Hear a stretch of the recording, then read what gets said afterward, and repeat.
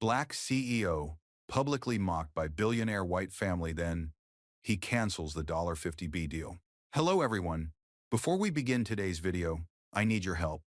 We've noticed that the channel is losing traction, and subscribing is one of the best ways you can help us. It's quick, free, and allows us to continue bringing you great content. Your support means everything. Let's keep this channel growing collectively. Where are you watching from? Drop your city or country in the comments below. Thank you very much. Now, let's get back to the story. Clean floors, that's your job. The words sliced through the ballroom air like a whip. Crystal chandeliers sparkled above a sea of tuxedos and champagne flutes. Laughter spilled across the marble floor, the kind that comes easy when power feels inherited, not earned. Malcolm Reed didn't answer. He just stood there, tall, poised, every inch of control wrapped inside a black tuxedo that fit like discipline. The room had mistaken calm for servitude. "Excuse me?" one of the women said, eyes gleaming with cruelty disguised as charm. Her diamond bracelet caught the light as she pointed toward a spill on the floor. "That's dripping near your shoes. Be useful." The table erupted in snickers. Edward Langford III, heir, investor and expert in arrogance, leaned back in his chair. "I told you, these events need better staff screening," he muttered. Malcolm's jaw flexed, but his tone stayed even.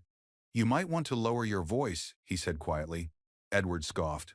"Oh, why are you the ballroom manager?" "No," Malcolm replied, adjusting his cufflinks. "I'm the reason this ballroom still exists." The group blinked, not processing it. The blonde woman laughed again, nervous this time.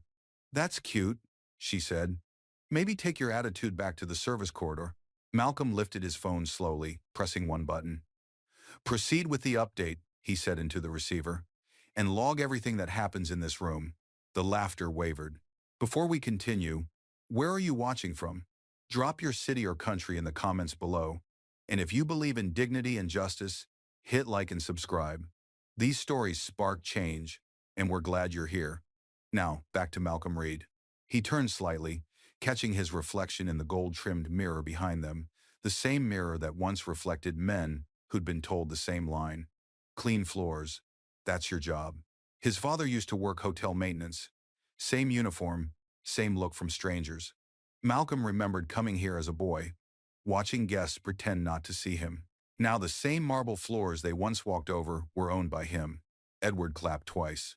"Security!" he called, amused. "Someone's clearly lost." But no guard came. Only a young Latina server near the buffet, eyes wide, phone trembling in her hand. She was recording not for views but for proof. Malcolm noticed her, gave a small nod that said, "It's all right. Let them finish." The laughter returned, thinner now, trying to recover its confidence. The blonde leaned in, whispering loud enough for him to hear. "You people always think you belong where you don't." Malcolm didn't blink. He whispered into the phone again. "Stage 2 confirmed?" A calm voice replied, "Yes, sir. Protocol 7 active. The $50B merger on hold pending your word." He ended the call. The music still played, violins swirling above a silence too tight to breathe. "Clean floors?" he repeated softly, almost to himself. "Maybe, but tonight I'm cleaning house." And with that, the power in the room shifted quietly, irreversibly. The ballroom settled into a low hum, that uneasy silence that follows when laughter dies too late. Malcolm Reed stood near the marble column, hands steady, phone now lowered at his side. The orchestra played a slow jazz number, pretending nothing had happened, but every note sounded guilty. He scanned the room, men in tailored tuxedos, women in silver gowns, all orbiting around money like moths around light. This was their world, but it had been built on his balance sheet.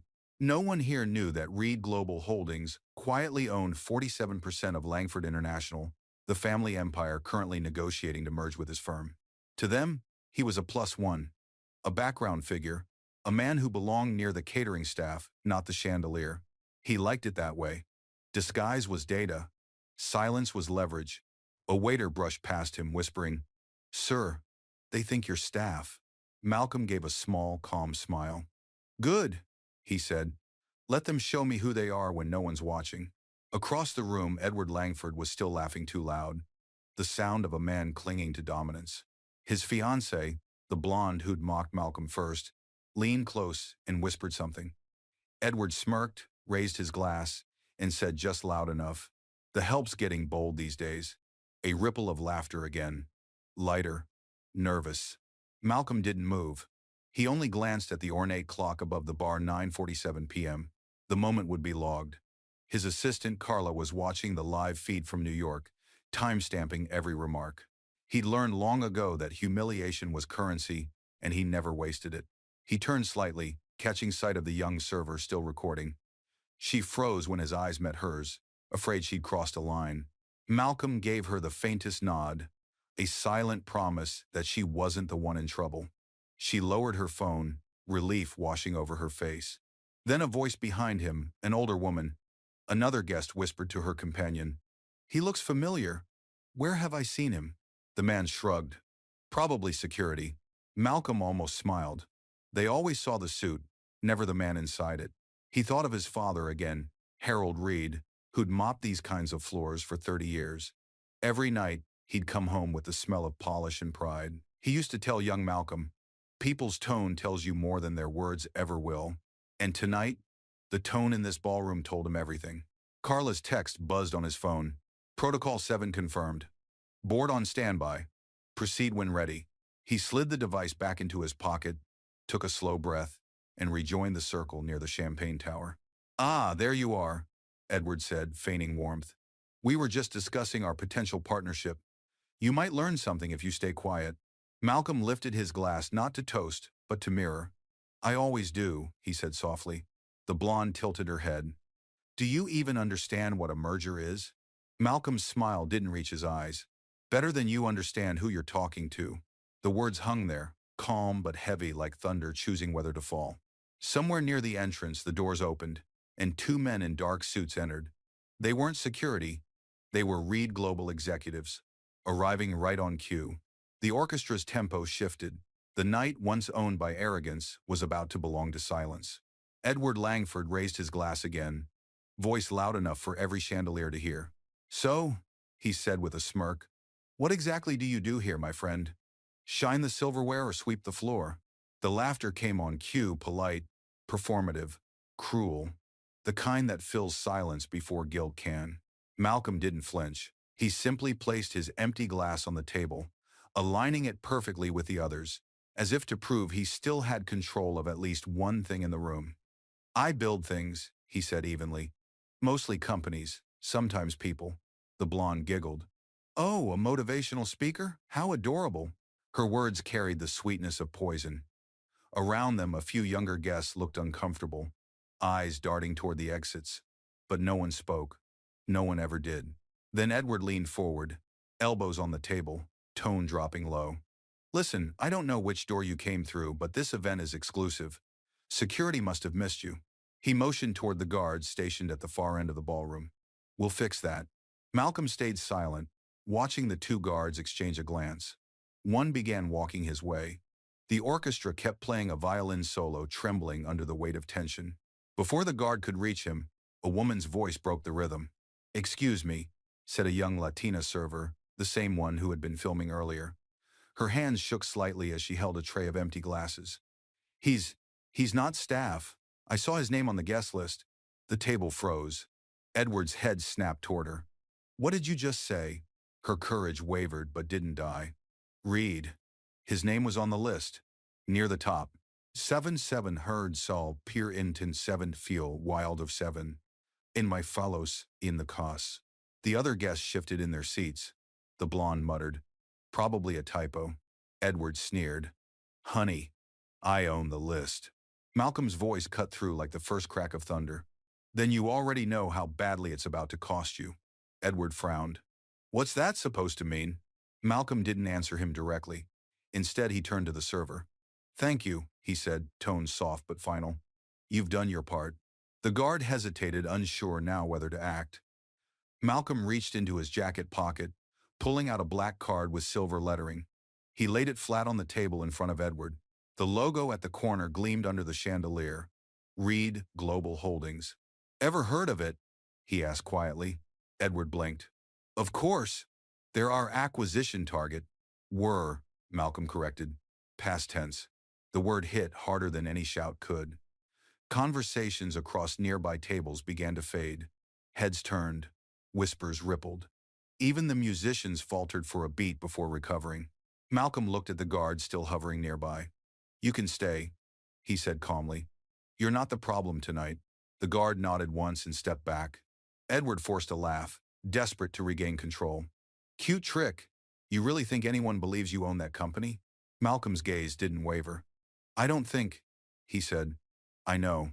They were heavy massable to the racist fire on the bro file and half pans of defense for Mune." From across the room, his executives, the two men in dark suits, were already approaching, their expressions professional, deliberate. The crowd parted instinctively. The young server's eyes widened as she realized what was happening. She whispered under her breath, "Oh my God." Edward's fiancée shifted in her seat, face paling, as she finally connected the name to the deal. "Wait," she whispered. "Malcolm Reed? That's—" Edward swallowed hard. The smile he'd worn all night faltered. Malcolm turned slightly, his voice calm, but absolute. "Tell me, Edward," he said, "what does it feel like to mistake ownership for service?" No one answered. The orchestra's final note hung in the air, trembling, unresolved. No one spoke. The chandeliers still glittered, but the air beneath them had turned thick like the moment before a verdict. Malcolm Reed didn't raise his voice. He didn't need to. His stillness did the shouting for him. Edward Langford III sat half smiling, half sinking. The confidence on his face was starting to crack like porcelain. His fiancée reached for his arm. He brushed her off, too proud to admit the ground was shifting. "Look," Edward began, forcing a laugh that no one joined. "Maybe this is some kind of misunderstanding." Malcolm turned his gaze toward him, a gaze so calm it felt surgical. "You're right," he said. "The misunderstanding was thinking I needed your approval to be here."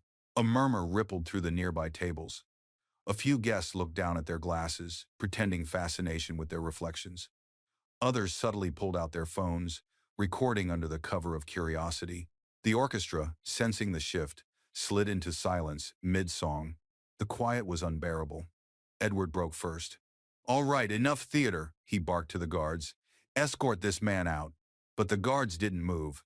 They had already recognized the two executives approaching behind Malcolm men they'd seen in news articles, Forbes covers, board meetings streamed across networks. Reed Global wasn't just a company, it was a constellation of power. "Sir," one guard muttered to Edward, "maybe we should—" Edward cut him off. "Do your job." Malcolm's tone stayed even. "They are." He took one step forward. Not aggressive, just decisive. The crowd instinctively shifted back, like the tide yielding to gravity. "You called me staff," he said. "That's fine. I've cleaned worse messes than this deal." The blonde exhaled sharply, trying to find her footing. "You're exaggerating. We were joking. You people are so sensitive these days." Malcolm's eyes didn't blink. "No," he said.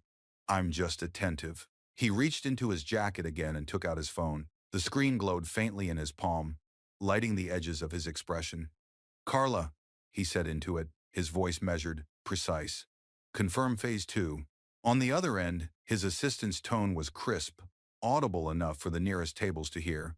"Confirmed, sir. Board approval received. Merger officially suspended."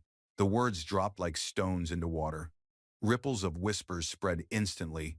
$50 billion. Suspended. He just said suspended. Edward's chair scraped back. "You can't do that," he stammered. "That's not how business works." Malcolm looked at him the way a surgeon looks at a tumor detached, inevitable.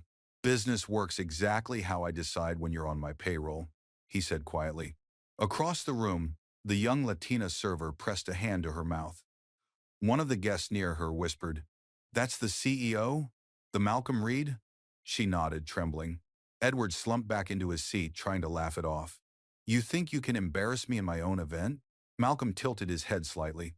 "Embarrassment," he said, "requires reputation. You sold yours the moment you opened your mouth." The words landed with surgical precision, not shouted, but cut clean. He looked toward the bandleader and said calmly, "Play something soft. This deal's over." This find. The musicians obeyed without hesitation, striking a slow, haunting melody. It filled the room like fog. Malcolm turned, walking toward the balcony doors with deliberate ease. Every step felt like punctuation. Behind him, no one laughed anymore. For a moment, the ballroom seemed to hold its breath. Then somewhere near the back, a voice said quietly, "I got it all." It was the young Latina server, same trembling hands, same phone half hidden behind a tray. But now her eyes were steady. "I recorded everything," she whispered to no one in particular, just loud enough for those nearest to hear. People turned, chairs scraped, the air shifted again. Malcolm stopped mid-step, glancing over his shoulder. His voice came soft, measured. "Keep it. Truth deserves witnesses." Edward's fiancée hissed, "She can't film us, that's illegal." The girl swallowed hard. "So is humiliation," she said, barely above a whisper, but the words carried further than she expected. Across the room, another server, a tall black man in his late 30s, set down his tray and folded his hands in front of him. "She's right," he said. "I saw the whole thing too," the crowd murmured.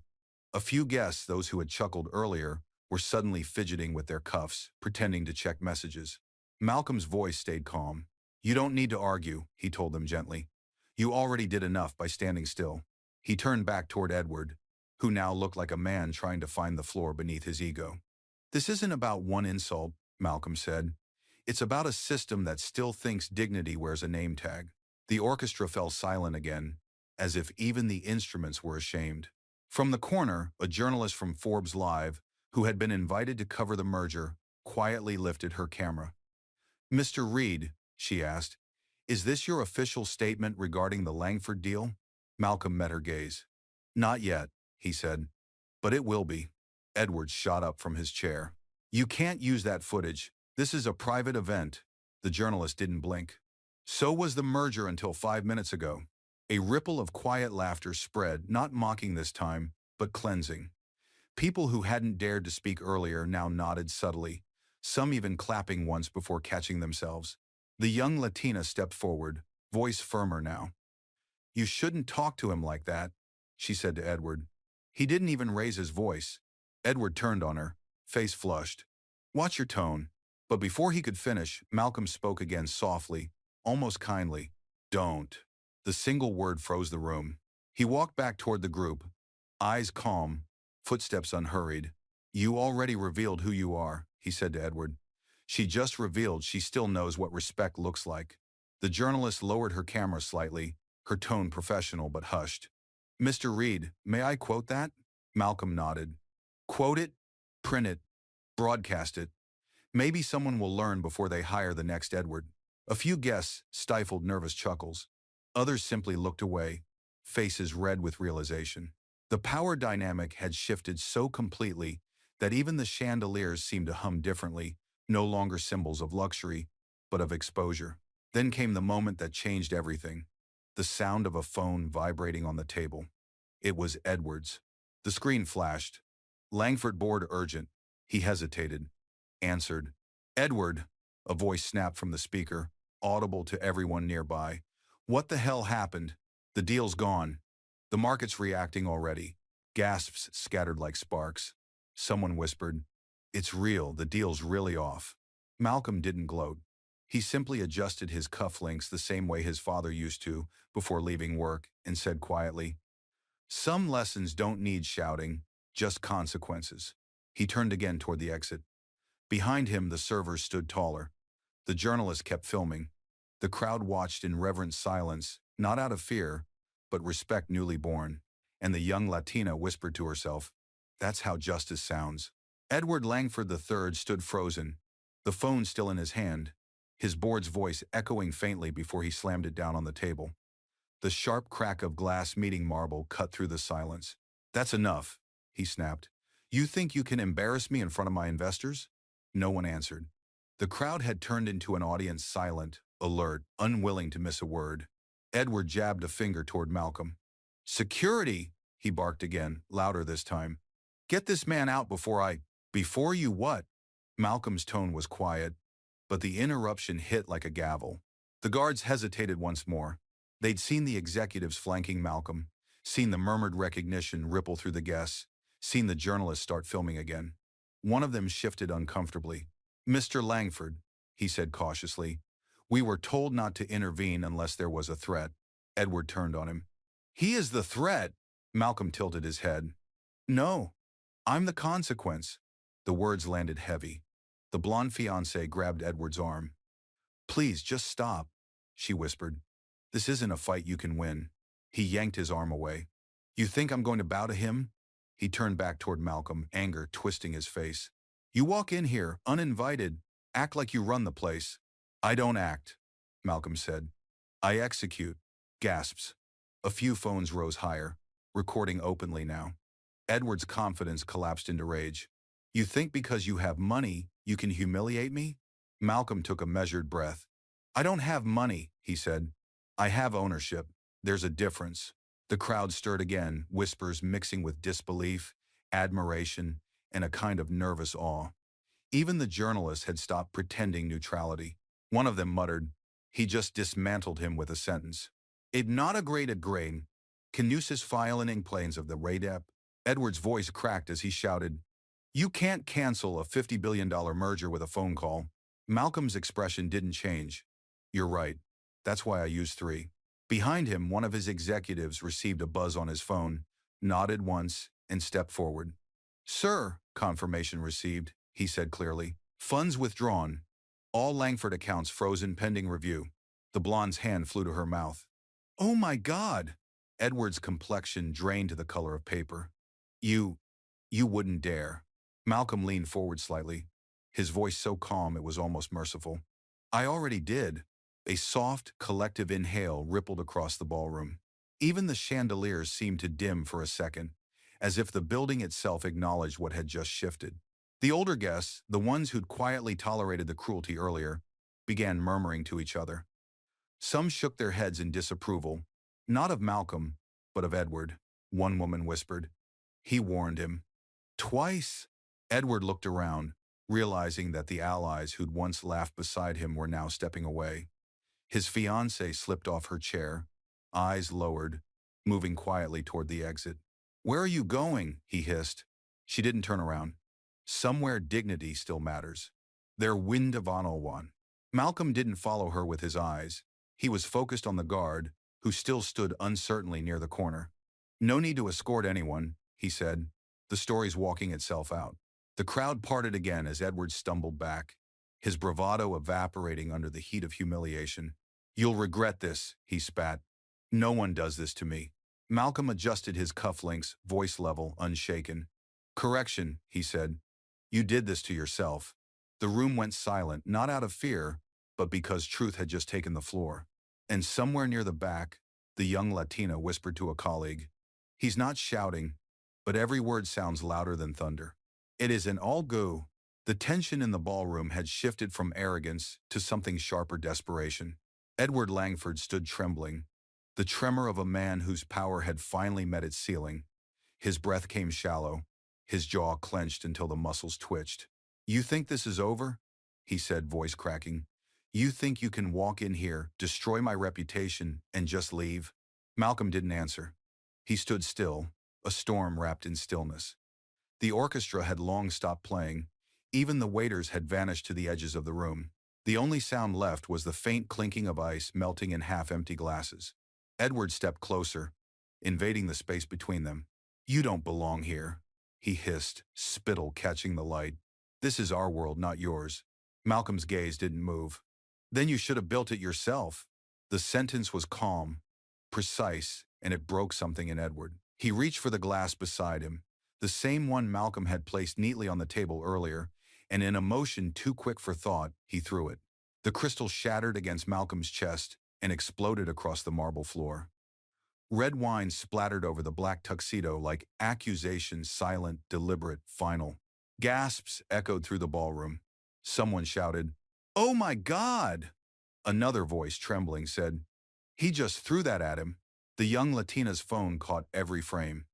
The camera light blinked once, steady, unblinking, like truth refusing to look away. Malcolm looked down at his jacket, then slowly back up at Edward. Not anger, not shock, just clarity. He removed the stained pocket square, folded it once, and set it gently on the table. You just made this official. he said. Edward sneered. What are you gonna do? Call your lawyers? Malcolm's voice stayed even. No. I call my standards. He took out his phone again, that same device that had already changed the fate of $50 billion, and pressed one button. Carla, he said, his tone deliberate, cold as marble. Initiate legal containment. Record begins now. The speakers in the ballroom buzzed faintly. Carla's voice came through crisp and composed. Confirmed. Recording live. Incident logged under contract breach protocol. Edward's color drained. You wouldn't. Malcolm cut him off, finally raising his eyes to meet him head-on. You hit the man who owns the floor you're standing on. The silence that followed wasn't empty, it was heavy, sacred, like a courtroom's pause before a verdict. Behind them, one of Malcolm's executives stepped forward, phone in hand. Sir, he said loud enough for the crowd. Security footage synced. Legal timestamp verified. Witnesses documented. Edward backed up a step. This isn't you can't just... Malcolm advanced one step forward, slow but unstoppable. You just turned humiliation into evidence, he said. Congratulations, Edward. You didn't just lose a deal. You built my case. A nervous laugh from someone in the corner broke under its own weight. The blonde fiancé, still near the doorway, whispered, He warned you. Malcolm reached into his inside pocket, pulled out a small black card identical to the one he'd shown earlier, and dropped it into the spilled wine at Edward's feet. The silver lettering shimmered under the light. Reed Global Holdings, founder and CEO. You mistook silence for submission, Malcolm said quietly. That was your last mistake. The crowd erupted in murmurs, shock, awe, vindication. The journalist raised her camera again, framing the moment as Edward stumbled back, speechless, surrounded by proof and witnesses. Malcolm turned away, leaving the shattered glass glinting like fragments of a crown fallen too soon. And in that moment, everyone in the room knew. The insult had become the evidence, and justice had already started recording. Malcolm didn't move fast. He didn't have to. The rhythm of the room had changed from chaos to calculation. Every guest could feel it. The shift from victim to architect. He lifted his phone again. Carla, he said, his voice low but clear. Move to containment protocol. Immediate freeze on Langford assets and contracts under review. Begin full audit. Her response came through the speakers. Firm, professional, chilling in its precision. Confirm, sir. Initiating cross-hold review. Estimated total affected, 4.8 billion. Live updates enabled. Gasps scattered like falling glass. The journalist's camera light flared brighter. Murmurs became ripples of disbelief. Edward staggered backward. You can't do that. That's my company. Malcolm met his eyes. Correction, he said evenly. That was your company. You forfeited it the moment you mistook me for your help. The blonde fiancé let out a trembling exhale. Oh my God, he's serious. Malcolm turned slightly toward the two Reed Global executives who had been waiting near the entrance. Gentlemen, he said, you can inform our board. The acquisition has been terminated permanently. Effective now. One of them nodded, typing quickly on his tablet. Statement drafted, sir. Press team standing by. The journalist in the back leaned forward, sensing history. Edward's voice was breaking now. A fragile thing pretending to be fury. You'll regret this. I'll call every investor I know. Malcolm interrupted softly. You already did. They're watching. And then a set of the possible with settable bass. He gestured toward the far wall, 3 screens mounted for tonight's merger presentation. Carla's live feed flickered onto them, displaying the Reed Global dashboard. Transaction logs streamed in real time. A line of text appeared across the display. Merger status, terminated. Authorized by M. Reed, founder and CEO. The entire ballroom gasped as one. Edward's last thread of arrogance snapped.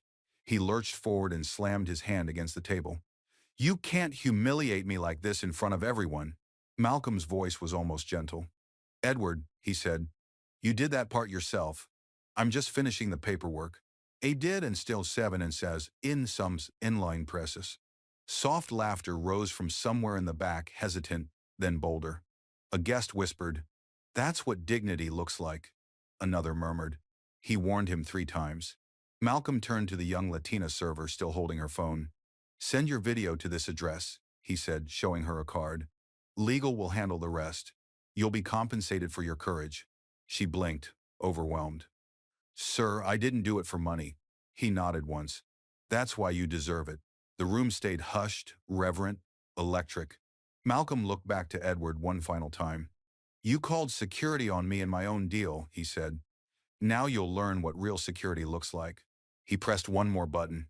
The ballroom screens changed again, showing a digital signature Edward Langford III removed from contract authorization access. Effective immediately, Carla's voice echoed through the room. Mr. Langford no longer holds signatory power for any pending transactions. The last bit of color drained from Edward's face.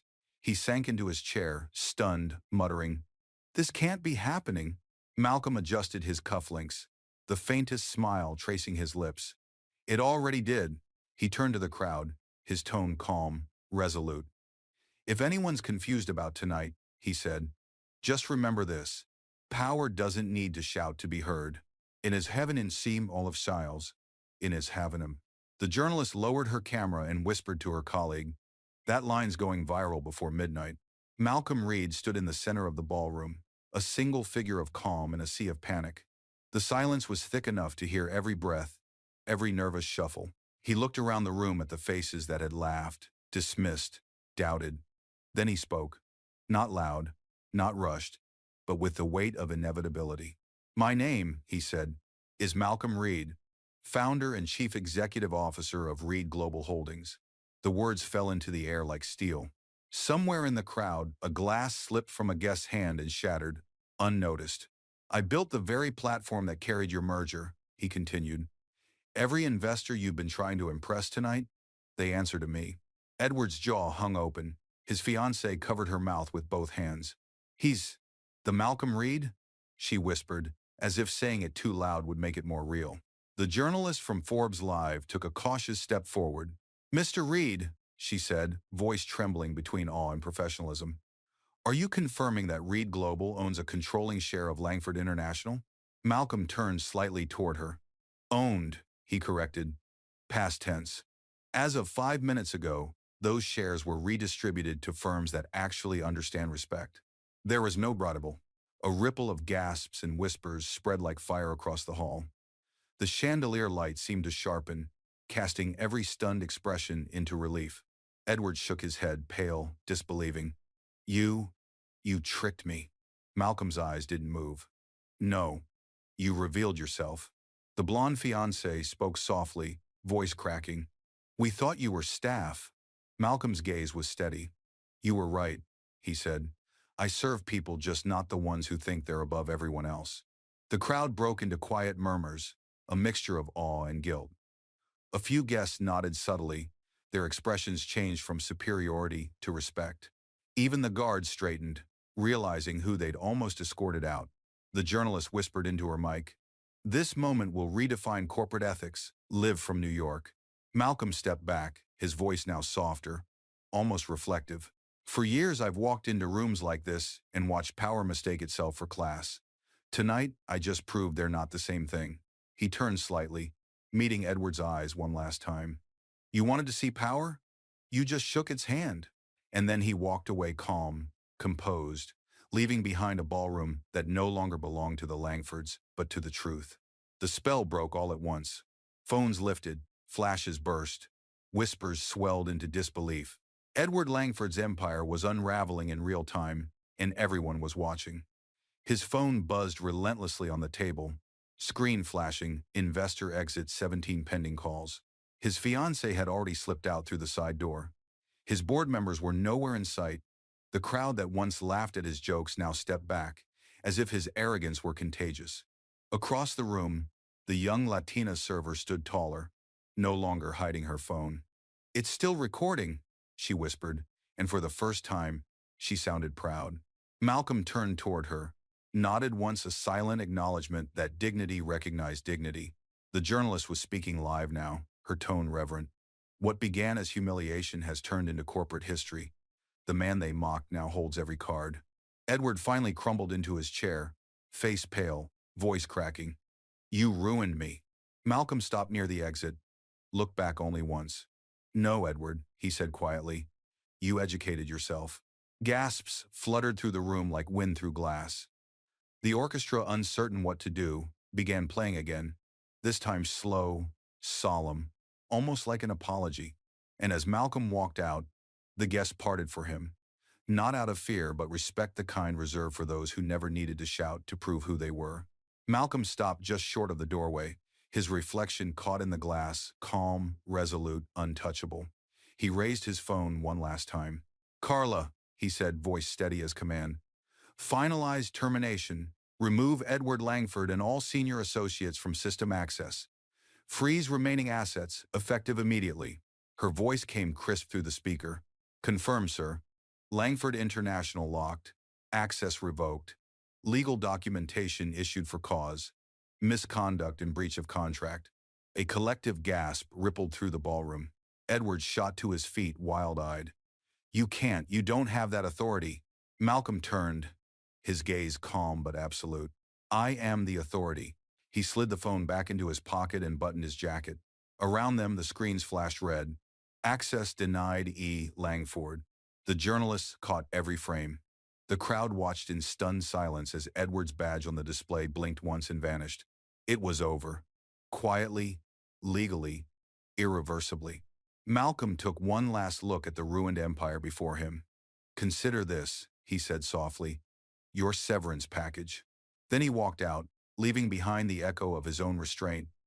A man who didn't need revenge because justice had already signed the paperwork. Outside the ballroom, night air met Malcolm's face, cool, still, clean. The city lights shimmered against his reflection in the glass doors. Voiceover. He never raised his voice. He never needed to. Because justice doesn't shout, it signs the deal and walks away. He adjusted his cufflinks, took one slow breath, and stepped into the waiting car. Behind him, the ballroom lights dimmed, not in shame, but in recognition. Title card, $50B deal canceled.